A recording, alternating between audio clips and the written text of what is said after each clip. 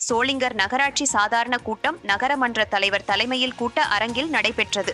ராணிப்பேட்டை மாவட்டம் சோளிங்கர் நகராட்சியில் நகரமன்ற சாதாரண கூட்டம் அதன் தலைவர் தமிழ்ச்செல்வி அசோகன் தலைமையில் நடைபெற்றது. கூட்டத்தில் 7வது வார்டு பகுதியில் 7.5 லட்சம் மதிப்பில் கழிவுநீர் கால்வாய் கட்டுவதற்காக நிதி ஒதுக்கீடு செய்யப்பட்டது.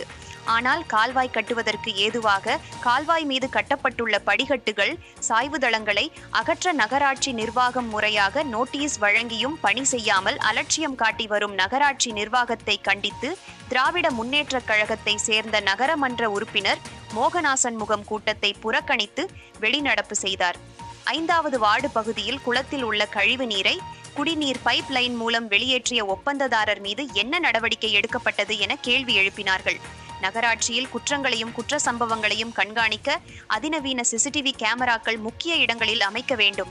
கோடை காலம் வருவதால் தட்டுப்பாடு இன்றி குடிநீர் வழங்க வேண்டும். பயணிகளுக்காக பேருந்து நிலையத்தில் தற்காலிக குடிநீர் தொட்டி அமைக்க வேண்டும். பேருந்து நிலையம் விரிவாக்க பணியின் போது ஆக்கிரமிப்புகளை அகற்றிவிட்டு பணிகளை மேற்கொள்ள வேண்டும். அடிப்படை வசதிகளான சாலை அமைத்தல், சுகாதார பணிகள், மின்விளக்கு அமைத்தல், சுத்தமான குடிநீர் வழங்குதல் உள்ளிட்ட பணிகளை நகராட்சி நிர்வாகம் முறையாக வழங்க வேண்டும் உள்ளிட்ட பல்வேறு கோரிக்கைகளை முன்வைத்தனர். கூட்டத்தில் ஆணையர் பொறுப்பு பிரீத்தி, துணைத் தலைவர் பழனி, பொறியாளர் ஆசீர்வாதம் மற்றும் நகரமன்ற உறுப்பினர்கள் கலந்து கொண்டனர்.